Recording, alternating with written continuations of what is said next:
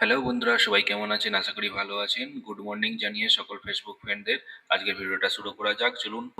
কাল রাত্রিতে ভিজিয়ে রেখেছিলাম ছোলা, মুগ ডাল, কাজু বাদাম, অ্যালমন্ড, সেটাই আজকে খাচ্ছি। কালকে রাত্রে ভিজিয়ে রেখেছিলাম, তো সেগুলোকেই আজকে খাচ্ছি। ব্রেকফাস্ট করার আগে এটা সকালে একদম খেয়ে নিলাম। খাওয়ার পর জল খেয়ে ডিউটি আওয়ার্সের বাইরে যখন থাকি তখন খাওয়া দাওয়া নিয়ে একটু চিন্তিত থাকতে হয়। আর বিশেষ করে বাইরের খাবার খেতে হয়, আর বাইরের খাবারটা স্বাস্থ্যসম্মত কিনা সেটার ব্যাপারে একটু চিন্তিত থাকি।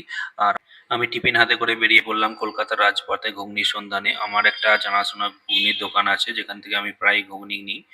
ঘুগনির সাথে নিয়ে নিয়েছিলাম আমি ডিম ভাজা। সত্যি কথা বলতে প্রায়ই আমি এই দোকানটা থেকে ঘুগনি আনি। তো ঘুগনি খেয়ে কোনোদিন আজ পর্যন্ত শরীরের সমস্যা হয়নি। তো ভালো লাগে আমার এই দোকানটা থেকে ঘুগনি আনি তাই জন্য। আর মুড়িটা আমি বাড়ি থেকেই আনি এই জন্য, কারণ এখানকার মুড়ি খেয়ে আমার একদমই পোষায় না। তো ভিডিওটা আজকে এখান পর্যন্তই বন্ধুরা। দেখা হচ্ছে পরের ভিডিওতে। টাটা।